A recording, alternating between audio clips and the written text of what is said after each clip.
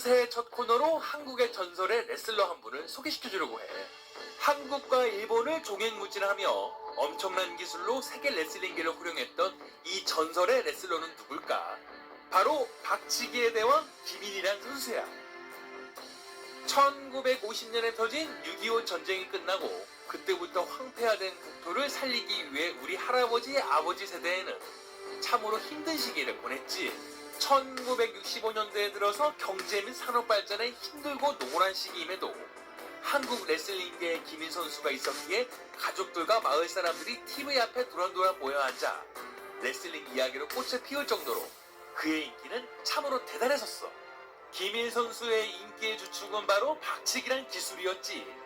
그의 레슬링을 보지 못했어도 김일 하면 박치기일 정도로 형들도 살면서 한 번 정도는 들어봤을 거야. 상대방의 머리를 두 손으로 잡고 자신의 머리를 빠르게 뒤로 젖히면서 그대로 박치기 하는 기술인데, 이 기술을 실행하는 도중 한쪽 다리를 드는 특유의 자세로 일본에서는 외다리 박치기란 기술로도 유명했었지. 이 무지막지한 박치기를 거부 레슬러들도 한 경기에 3번 이상을 못 넘길 정도로 상대를 뻗어버리게 만드는 코쾌한 장면은 국내외 안팎으로 김일 선수의 인기를 급상승시킨 1등 공신이 되었어.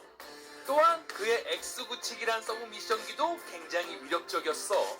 호랑이를 맨손으로 때려잡는 사나이란 기믹으로 그가 항상 입고 나오는 범이 그려진 가운은 상대방을 주눅들게 만들기에 충분했지. 김일 선수는 1929년 전라남도 고흥 섬마을에서 가난한 농부의 아들로 태어났어. 그가 선수로 활약할 당시 180cm가 넘는 키와 몸무게가 무려 120kg이 육박하였으니 이제 당시 소년 김일의 체구는 또래 아이들보다 어마어마했지. 그렇다 보니 어렸을 때부터 씨름으로 몸을 다지기 시작했어. 이윽고 청년이 되어 일본에서는 역도산 선수가 세계 챔피언이 되었다는 소식이 들리고 이때 머리를 한 대 얻어맞은 김일 선수였지. 이후 그에게 레슬링을 배워야겠다는 생각밖에 들지 않았고 프로레슬링이야말로 자신의 인생을 걸만한 꿈이라고 생각했었어. 1956년 27살의 나이에 청년의 패기 하나로 역도산의 레슬링 잡지 하나를 몸에 품은 채 일본으로 밀항을 했고 동경으로 가는 데 성공했으나 적발이 되면서 감옥 생활을 하게 되었어. 타국에서의 돌연 감옥 생활이라 두려움과 공포를 엄습했지만 무엇보다도 슬펐던 것은 역도산이란 사내를 만나기도 전에 이런 일이 벌어졌으니 안타까울 따름이었지. 타국의 힘든 복역 생활은 그의 의지를 꺾지 못했고 썩은 동아줄이라도 잡는 신용으로 매번 역도산에게 편지를 쓰면서 꿈을 다졌지만 그의 주소를 몰랐던지라 편지 곡봉에 쓴 글자는 동경 역도산 고작 5글자에 지나지 않았어. 제대로 구색이 갖춰지지 않은 편지가 역도산 선수에게 전달될 것은 만무한 일이었지. 1년여간 타국 감옥 생활로 초췌해진 그는 모든 것을 포기해야 되나 싶었지만 그러던 중 갑자기 석방이 되었고 그가 출소하자마자 환하게 웃고 있던 사람은 바로 꿈에 그리던 역도산이라는 선수였어. 정말 기적같은 일로 매번 그에게 편지가 전달되면서 역도산 선수는 그의 열정에 감동하게 되었고 그때 당시 일본 최고의 레슬러였던지라 이윽고 자신의 명예를 보증으로 감옥에서 풀려난 김일 선수였던 것이었지. 그 이후 5개월간 도장에서 밥을 짓거나 빨래, 청소를 하는 등 허드렛 일을 했지만 역도산의 1세대 제자가 된 것으로도 김일 선수는 행복했어. 혼자서 몰래 연습하는 등 성실한 모습으로 역도산의 총애를 받는 그에게 주어진 레슬링 기술은 바로 박치기였지. 이 박치기란 기술은 그냥 주어진 기술이 아니었어. 스승인 역도산이 자신의 제자가 레슬러로 성공할 수 있는 방법을 밤낮으로 고민했고 그 누구도 하기 꺼려했던 박치기야말로 남들과 다른 모습으로 레슬링계에 성공할 수 있을 거라는 스승의 판단이었지.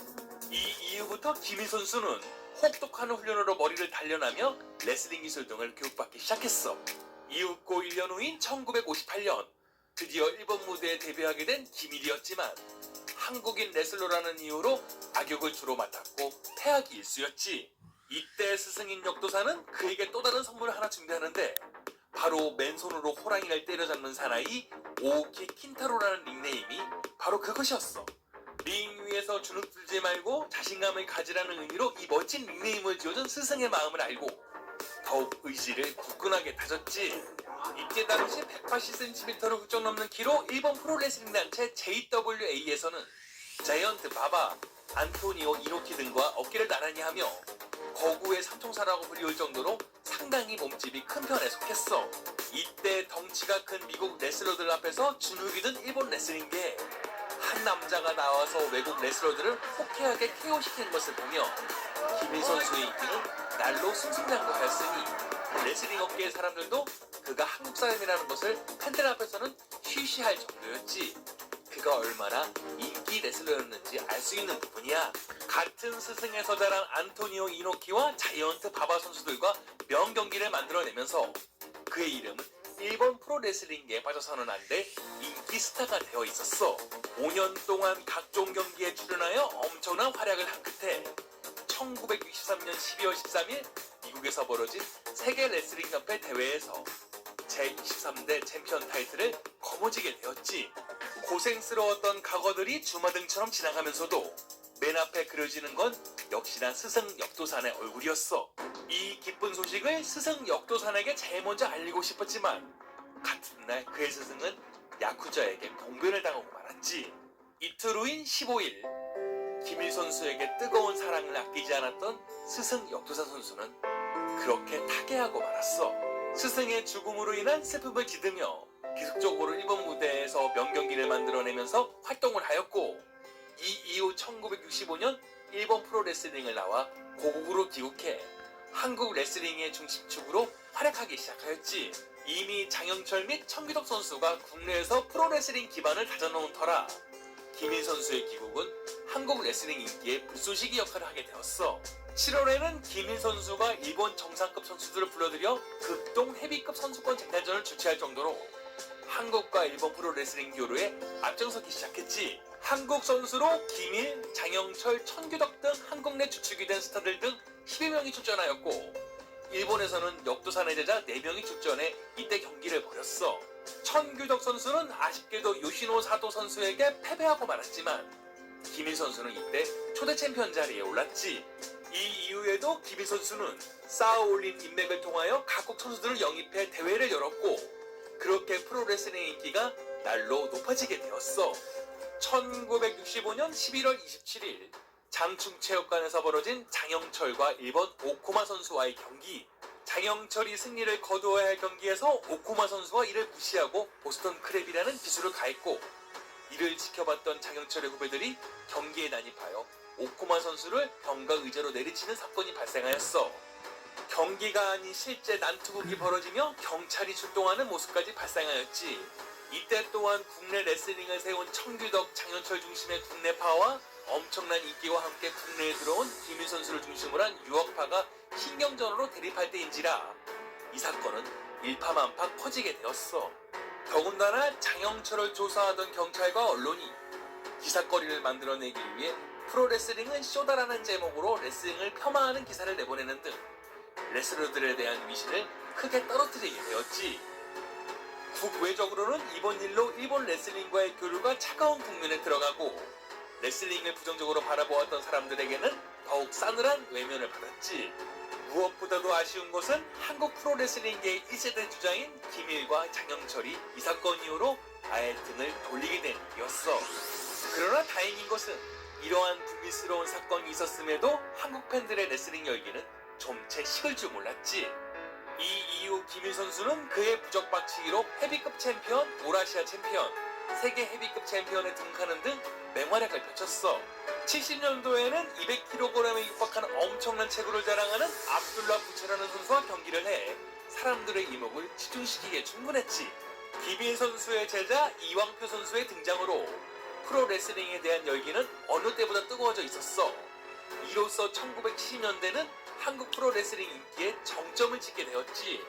그러나 1972년에는 그가 다시 일본으로 돌아가게 되는데, 안토니오 이노키 선수와 자이언트 바바 등 걸출한 스타들이 모두 탈퇴한 일본 프로레슬링 JWA는 김일 선수에게 러브콜을 할 수밖에 없었어. 이때 신일본 레슬링과 전일본 프로레슬링 등 신성 단체들이 강성하면서 이미 기울어져가는 JWA 단체였지만, 자신에게 아낌없는 사랑을 주었던 스승이 몸담은 기관인 만큼 그는 의리를 지키기 위해 다시 일본으로 향했지. 김일 선수의 열정에도 불구하고 일본 프로레슬링 단체는 기어코 문을 닫게 되었어. 이 이후에는 전일본 프로레슬링, 신일본 프로레슬링, 국제 프로레슬링 등에서 경기를 치루었지만 예전의 명성만큼의 활동은 아니었지. 그러나 1974년 45살의 나이로 신일본 프로레슬링에 열린 안토니오 이노키와의 MWF 헤비급 타이틀전에서 김일 선수는 안타깝게 패했지만 이 둘은 신일본 프로레슬링 역사에 남을 명경기를 만들어내면서 그의 건재함을 보여주었어. 이었고 1975년 안토니오 이노키는 일본 사시미로, 김일 선수는 한국 뚝배기란 이름으로 정철된 한일 간의 대결이 국내 장충체육관에 벌어지게 되었고, 이것은 실로 어마어마한 이벤트가 아닐 수 없었지. 전국 각지에 몰려든 팬들로 장충체육관 주인은 인산인해가 될 정도였으니 이때 당시 레슬링은 한국을 대표하는 스포츠라 말할 수 있었어. 그러나 레슬링에 대한 이런 뜨거운 열기는 1980년대 이후로 침체기에 들어가게 되는데, 프로레슬링에 굉장히 우호적이었던 제4공화국이었지만 1980년대 전 정권의 차별성을 부각시키는 데 노력한 전두환 정권이 출범하였으니 이때 프로레슬링에 대한 원조나 지원은 줄어들었고, 더군다나 축구, 야구 등 구기 종목과 복싱 종목 등 각종 스포츠들의 확산이 이루어지면서 레슬링의 입지는 점점 좁아지게 되었지.